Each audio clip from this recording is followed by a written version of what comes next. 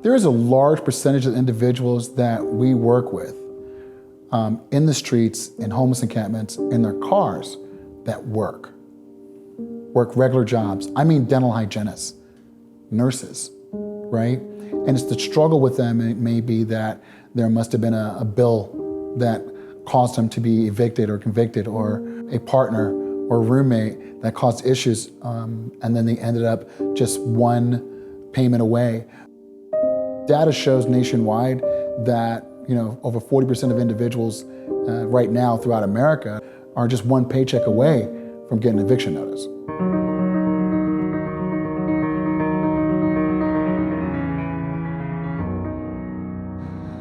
All right, today we're looking at another homeless encampment in Kansas City.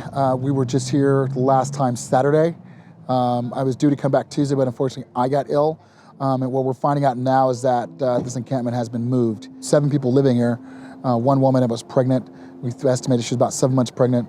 Another woman living on top. And so we're gonna take a look at it and see exactly what happened.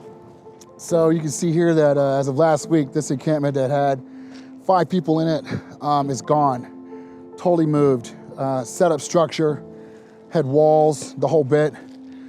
That's the biggest problem, is that now we gotta search for them again.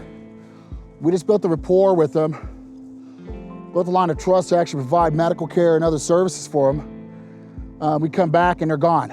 And more than likely, they've been pushed out. So these are some of the issues we have with the continuum of care we're dealing with our people living on the streets. I mean, when I say it's gone, it's gone. They had walls, right? They had floors. The fire pit was inside. They had floors, right? The priority of our patients and clients can change day to day because they are in transit. For instance, if we're getting a call from St. Luke's and they're having someone who's going to be discharged tomorrow or even today, we try to get there and assess what we can do with those individuals. But I think the priority is making sure we're staying in contact with those we're already served and already engaged with. We have to make sure that we're continuous with those individuals that have said, hey, I'll walk with you. So success stories, we have dozens of those.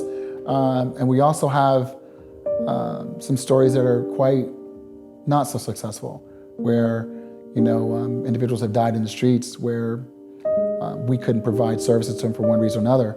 I can tell you in July of 2017, there was a man that was in Independence, and I didn't have enough money to go back and forth for gas to go there 3-4 times a week. We just didn't, because it was the going there, picking him up, bringing him in the city, and then bringing him back and then coming back home to our offices. That individual ended up in the hospital, so we lost him for about 26 days, didn't know where he was. His mother, who was in a retirement home, called us and said that he had died in the streets.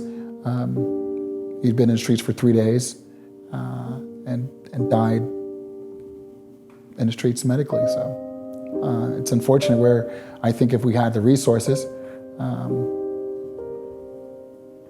we could have saved his life. Hello, street medicine, anybody home? We got backpacks of medicine for people. You still waking up? I'll give you a moment. Ain't that our guy? Yeah. Hey. Hello. I missed you last Tuesday. Yeah. Well, glad we found you. Yeah, I had to move. Yeah, what happened? They kicked us out of there. Who kicked you out? Orange. Is the reason why they kicked you out is because of the fire, or just? They just don't want nobody up there. Right. We got some stuff for you. You were the diabetic, right? Diabetic machine, alcohol swabs, right? Do you have my information? Yeah, I still got it. Do me a favor and give me a call Tuesday morning, Okay. all right? Confirm where you're gonna be at within an hour, hour and a half, and I'll come get you, right? I think the key thing now is to get you into the, since you're 55, it makes it easy for us to get you housing, if that's what you want and looking for, right? And a little bit of health. Yeah, I'm getting tired of camping. Getting tired of camping? All right. Street medicine KC is new to this area, right? over the last couple months, and we're just trying to like find out where people are at, what kind of help they need. What I'm trying to do now is create teams that can go out multiple days. So obviously we wanted to come in, show them the model, actually give them the literature and know-abouts of it.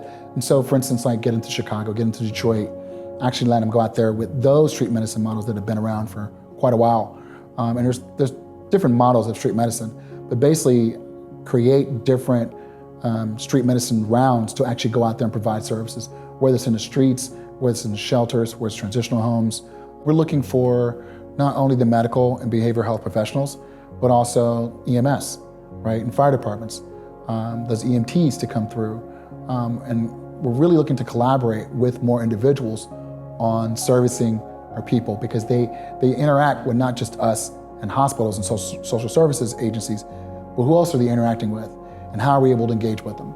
So that can also be apartment buildings, right? Personally in the office, obviously we're looking for those, but an accountant would be great. A CPA would be great, right? Office administration would be great. We're only one organization out there, and we can't touch 10% of the homeless population. We can always use funding. The key thing I want to say about that is this though. Before you write us $1 or $1, come see us, right? See what we do, see the impact. We have the data. We use electronic medical records, right? We have the proof on what we do and what we've made impacts on. But on top of that, we also show you and share our failures, right? Of what we've done personally, and then some of the individuals that weren't ready. Those are some of the ones that haunt me, you know? I can tell you the first death of a child, or unborn child, was January 20th, 2016. And that was just devastating. It's part of what we deal with. What we do is not easy. It's not easy, but it's necessary.